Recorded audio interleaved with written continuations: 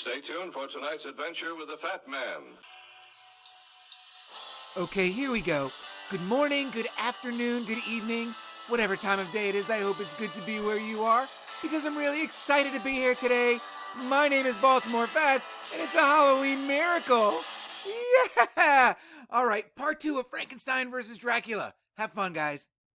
All right, so in the last episode, we talked about the wild summer spent in Geneva by the Shelleys, Lord Byron, and his personal physician, John Polidori, who, upon closer inspection, may or may not have been along for the ride solely to keep Gordo from getting dope sick. As a physician, he could procure the opium or laudanum needed to help keep the yips away, because one element that needs to be considered in all of this is that a lot of these romantic writer types were a bunch of degenerate junkies. It is well known that Samuel Coleridge's masterpiece, Kubla Khan, was written under the influence of opium. And so drug use, be it opium or laudanum or any other addiction for that matter, is something that I hadn't considered as part of the story at all because I've been using Wiki and other gatekeeping web pages as my sources. And Wiki includes exactly 0 mentions of opium or laudanum on either Lord Byron's page or Percy Shelley's page. Nor is there talk of recreational drugs in any of the articles I read regarding the Ghost Story contest. Drugs just never entered into the picture until I decided to do a double feature of Gothic and Haunted Summer, 2 of the 3 movies made about the Ghost Story contest in the 1980s, and drugs play a significant role in both films. To watch these 2 movies, you would think that both Byron and Shelley had real problems, right? Because they both chased the dragon, especially Shelley. Gothic in particular, which is an absolutely insane movie that I'm glad I wasn't tripping on mushrooms for when I watched it, right? Because it paints Percy Shelley as a crazed laudanum addict who could barely function as a human being, while Haunted Summer makes more casual work of his addiction.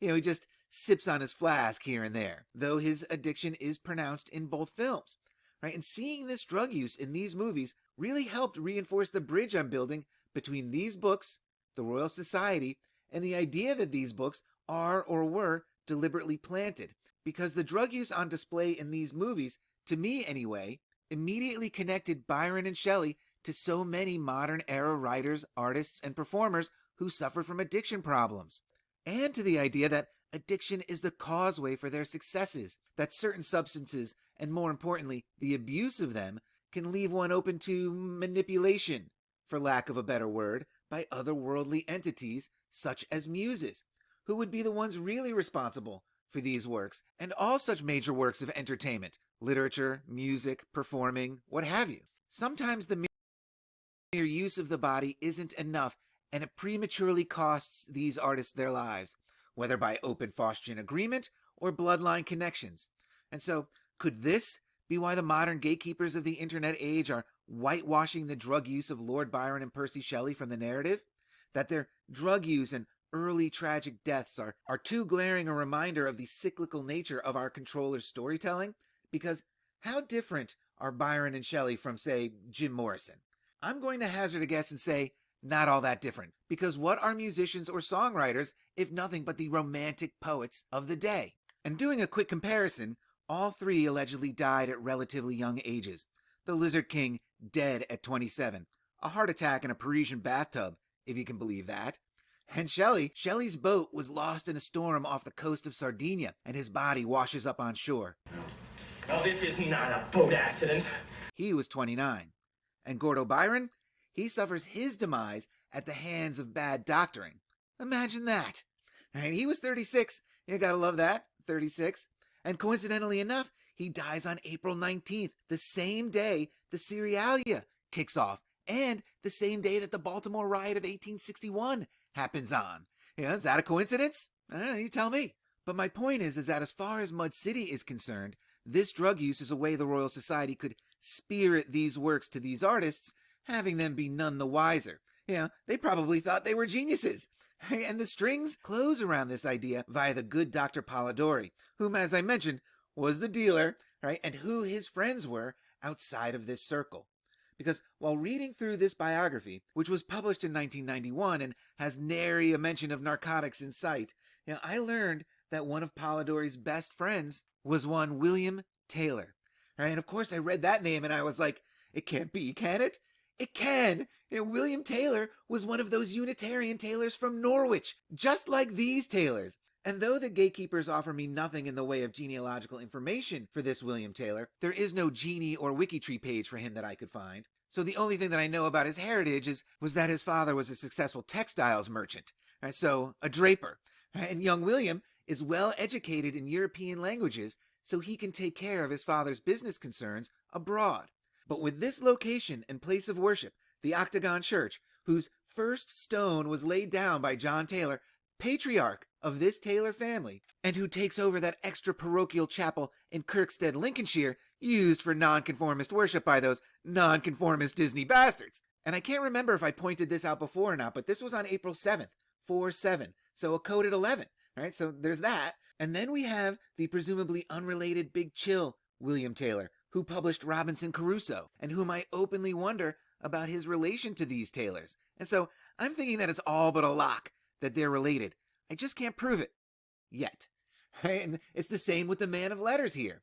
But the Unitarianism and this building get me very close to these Taylors. And I get closer still when digging a little deeper into the man of letters, I learned that his German to English translating skills were unsurpassed, and he's hailed as the father of the Anglo-German school in England, and father of Anglo-Germanism. And so, essentially, the man of letters translates a bunch of important German works into English, helping the British better understand their foreign monarchs, just like Sarah Austin Nate Taylor. Right? So I'm thinking that maybe this talent runs in the family. I don't know. Because she's the youngest child of Rocky Mountain High, whose avatar I have to change now because looking at his page today, there's an image for him. Yet, when I made the Taylor Made video, there most certainly was not, or he wouldn't be John Denver. And so Rocky Mountain High's wiki page was last edited on the 23rd of July 2023, or about a month after I published my video. Coincidence? Again, you tell me. And I feel that the gatekeepers actually did the same thing to me with Kid Dynamite. Like when I first looked, there was no picture for him, and then after I started making videos about him, there was a picture all of a sudden. But regardless, my fat senses are on fire over the idea of all these Taylors being related because of how influential they are across the board. Mining, steam engines, translating, and of course, Richard Taylor's connection to the publishing happening all around St. Paul's Cathedral. A connection like that could really benefit someone like John Polidori. And while Polidori's biographer isn't clear exactly how or when William Taylor and John Boy met, William does serve as a sort of foster father to Polidori. The man of letters even helps Polidori write his doctoral thesis on somnambulism, or as Polidori called it, onariodyna, which literally translates to nightmare, but Polidori's paper was on sleepwalking, as somnambulism is known today, and it was an affliction that Polidori allegedly suffered from. Right, so these guys were clearly tight, and knowing that Polidori wrote The Vampire, I have to wonder how big a role Taylor and his Unitarianism could have played in its creation, because remember, Unitarianism has its origins in Transylvania, right? And I love their insignia, right? The dove encircled by a dragon Ouroboros. And while Polidori's vampire doesn't originate in Transylvania, the character that made vampires a household name does. And Count Dracula was loosely based on the malevolent Wallachian prince Vlad the Impaler, whose brutal ways made him a hero in Romania and a scourge to everyone else. And his cruel, bloodthirsty ways weren't Bram Stoker's sole inspiration. Right? The name Dracula comes from Vlad's father, Vlad Dracul, which translates to Vlad the Dragon, a name he receives or takes for himself after joining the Order of the Dragon, an early 15th century chivalric order intended for the highest nobility and monarchs of Eastern Europe. And of course, it was fashioned after the military orders of the Crusades, like the Templars. Yawn! but learning this puts a new spin on the Unitarian crest with that dragon Ouroboros. And before we move on, let's not forget that Vlad here is King Chucky III's grandpappy 16 times removed. It's all beginning to make sense now, right?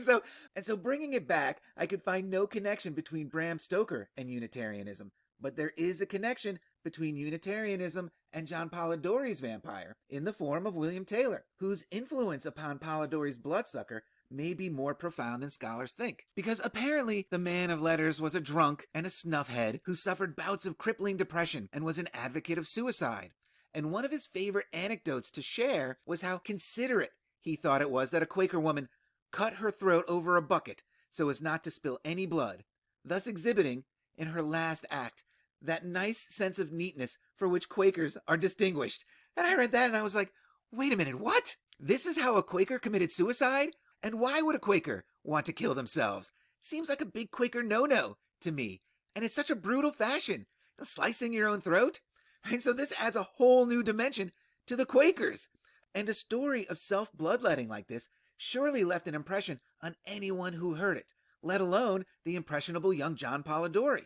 And so seeing this connection to William Taylor and Unitarianism and this incredibly influential Taylor family, who had a hand in just about everything, makes me think that the Taylors would make the perfect front family for something like this. You know, slipping Royal Society propaganda or programming, like say The Vampire, into the right hands while everyone else looked the other way. Because the best I can tell, none of these Taylors are Royal Society. They sure do know a lot of fellows of the Royal Society, and again, this is all just speculation from an apophenia-addled mind, but speculation strengthened by the fact that John Polidori had another, perhaps even more influential friend.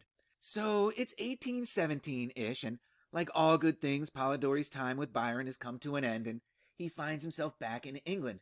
But unfortunately, though a licensed physician, he's still too young to legally practice in England, which had a law stating that he couldn't charge for his services until he was 26. You see, Polidori was the Doogie Howser of his age. He earns his medical doctorate at the age of 19. And this is also something else that needs to be kept in mind. We're talking about children here. Mary Shelley was 18 or 19 in 1816 and had already lost a child. Polidori, 20 or 21. Percy was 24, and Gordo was the senior of the group at 28. And Mary's half-sister Claire, who was there the whole time, she was just 18 and apparently making time with both Gordo and Percy, much to the chagrin of Mary Godwin. And the story of these young libertines and their gallivanting ways doesn't end in Geneva. Theirs is a lengthy and twisted tale of drugs and perversion and babies dying left, right, and center. And this group, after the dismissal of Polidori, ends up spending a significant amount of time in Pisa, which is interesting to me because Pisa is where Polidori's family was from. And before moving on, I believe that Polidori and Byron were most assuredly lovers, because Polidori's homosexual tendencies were evident in his letter writing. And this makes me wonder about the exact nature of his relationship with adopted father figure William Taylor, who would have been in his late 40s while helping an 18-year-old Polidori write his doctoral thesis. Could be a little inappropriate there, maybe? But I'm digressing there, right? So it's 1817-ish, and Polidori finds himself back in England, unable to practice, so he opens a free clinic in Norfolk to help the poor, where he makes the acquaintance of one Harriet Martineau, daughter of a leading Norwich family. And when I read that, the puzzle tree spun right to John Taylor, the mining engineer, who was an agent of the Martineau's family, who at the age of 19 revolutionized copper mining at the Tavistock mine, right? It's unbelievable, right? The Martineaus that he represented, Harriet's Martineaus. And that Harriet goes on to be one of the most preeminent sociologists of all time, puts her squarely in the sights of the Norse code. I was going to find her anyway, so it's just incredible the way the puzzle tree works, right? And I just can't with her and the Martineaus right now, but connecting Polidori to the Martineaus to the Taylors, and Polidori to William Taylor, I think this strengthens the notion that all of these Taylors are related. It just has to be.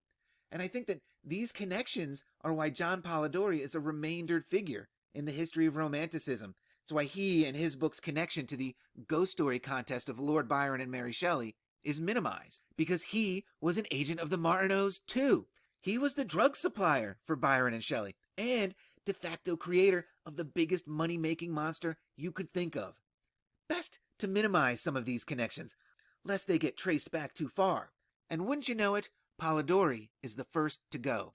And he dies on the 24th of August, 1821, at the age of 25, still a year too young to charge for his doctoral services, and despite strong evidence of suicide, or suiciding, as the case may have been, his death is ruled by natural causes, because of course it was. And one interesting thing about the story of how John Polidori is presented in the mainstream narrative is that Wikipedia completely fails to mention that upon returning from his time with Byron, he was severely injured in a carriage accident. It hits a tree. And of course, with all this Martineau-Taylor intrigue, I'm thinking, Can you rig a carriage accident like that? But he survives, and it's during his convalescence that he writes The Vampire. And it's interesting that the curator of his wiki page doesn't think that this is worth mentioning when it's readily available information. The whitewashing of crucial elements of this story and its participants by the gatekeepers is really on incredible display here, because it can be traced back. There certainly does seem to be an attempt by the curators at Wikipedia to clean up their story. And so this pretty much wraps up the story of the creation of the modern vampire and Frankenstein's monster, and how in Mud City, books like The Monk and Frankenstein and The Vampire were works planted by the Royal Society and not the product of individual artistic achievement, and that they were used to soften the public subconscious against the onslaught of their forced education, science, technology, and entertainments. And to close this one out with perhaps the greatest cherry in the history of cherries, though Bram Stoker is most famous today as the author of Dracula, he did write many other stories, but in his lifetime, he was most known as personal assistant to actor and theater owner Sir Henry Irving. Because that was a thing at the turn of the 20th century, right? You could be better known as an assistant to somebody than as your own accomplished writer. And not only was Bram Stoker Irving's personal assistant, he was the business manager of the theater that Irving owned. That theater? The Lyceum. Are you kidding me? All right, that's all I have for this one. There will be a part 3, but I promised Mary a video first. All right, remember guys, just because you don't know the truth doesn't mean you can't have fun with the lies, right? And so until the next one, cheers.